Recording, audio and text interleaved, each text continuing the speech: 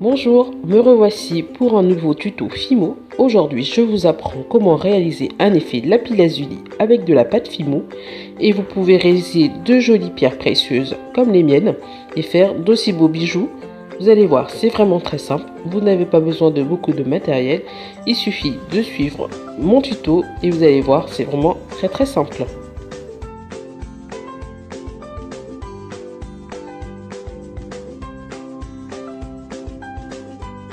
Pour réaliser ce tuto, nous n'avons pas besoin de beaucoup de matériel. Il vous suffit de prendre une lame flexible.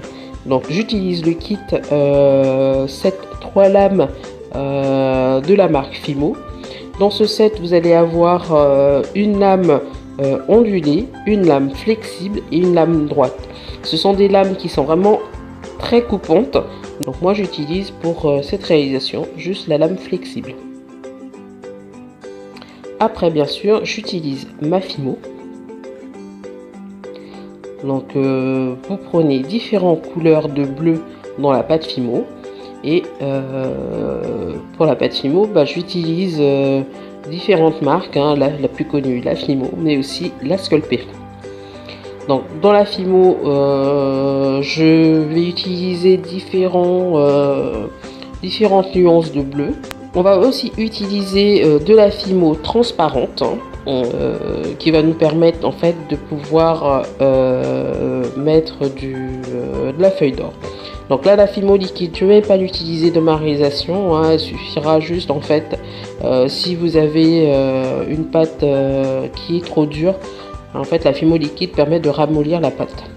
Donc là, je vous disais aussi que j'utilise de la feuille d'or, jolie petite feuille d'or.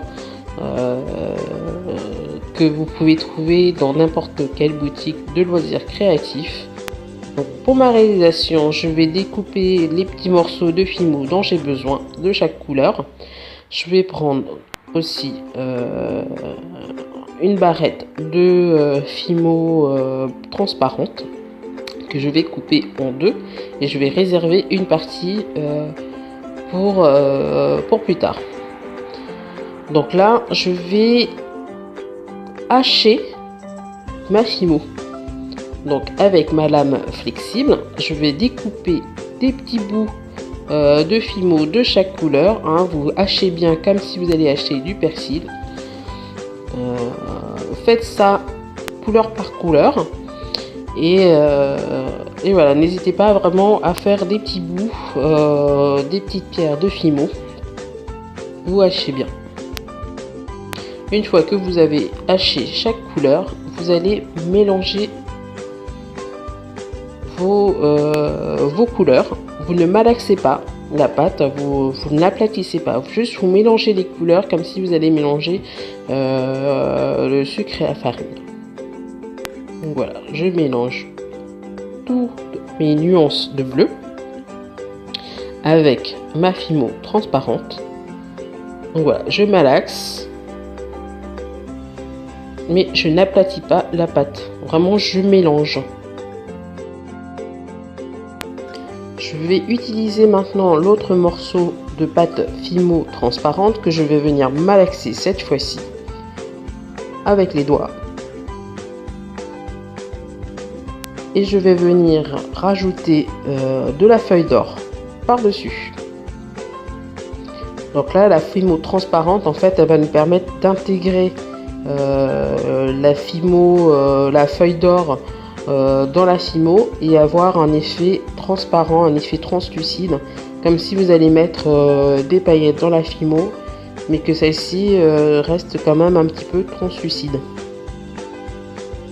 Voilà, donc la feuille d'or s'accroche bien sur la pâte et on va venir malaxer pour pouvoir inclure la feuille d'or dans la Fimo transparente. Si vous pensez que vous n'avez pas assez mis de feuilles d'or, n'hésitez pas à en remettre. Plus vous mettez de feuilles d'or, mieux ce sera.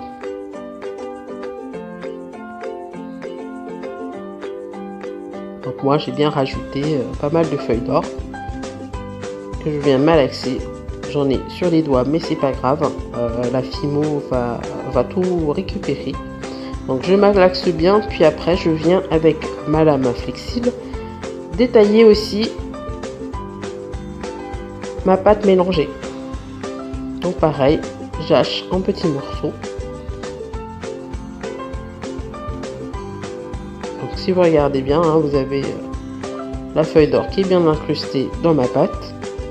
Et là, je reprends le reste de ma feuille d'or que je vais mettre dans mon mélange de pâte bleue. Et là, pareil, je viens malaxer, mélanger le tout. Donc la feuille d'or vient s'intégrer à ma pâte. Et je vais avoir un super bel effet lapis lazuli une fois que je vais tout mélanger.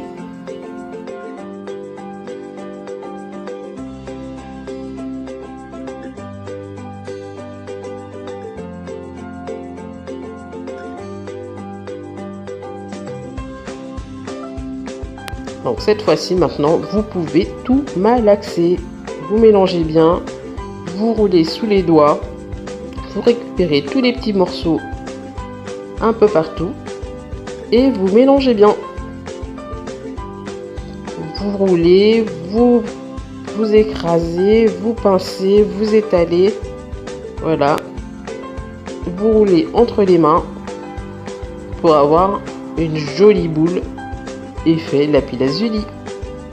Vous voyez, c'est vraiment très simple. Là, vous avez fini. Maintenant, il ne vous reste plus qu'à réaliser vos bijoux.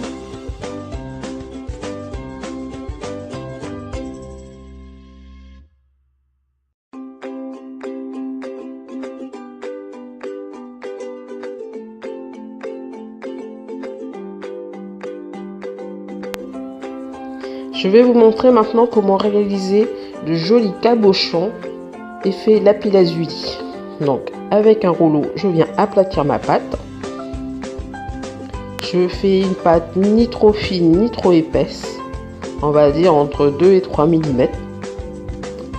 Et pour donner un effet arrondi à mes cabochons, ma petite astuce, je prends du film alimentaire transparent que je vais mettre directement sur ma pâte. Et là, avec mon emporte-pièce, je viens découper mon cabochon. Donc le film transparent en fait va venir faire un contour arrondi à ma pâte. Et du coup, je n'ai même pas besoin de retravailler avec les doigts. Donc j'ai vraiment un beau contour arrondi. Voilà. Donc vous voyez, c'est vraiment très simple. Hein. Il suffit de mettre le film sur la pâte et là vous faites vos cabochons. Bon, je vous laisse réaliser vos propres bijoux.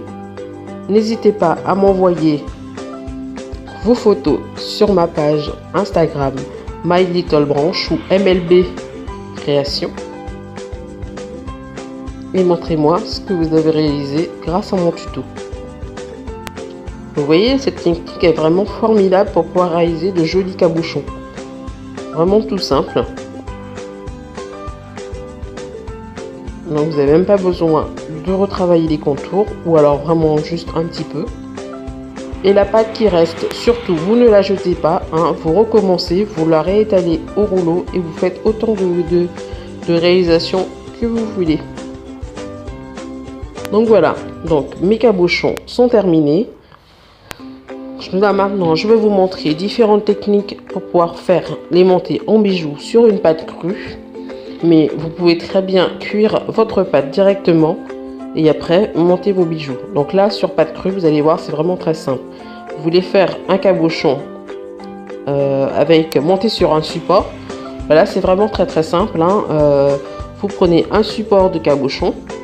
Je ne l'ai pas fait ici, mais vous mettez un petit peu de fimo liquide, puis vous posez votre cabochon et vous retravaillez les contours.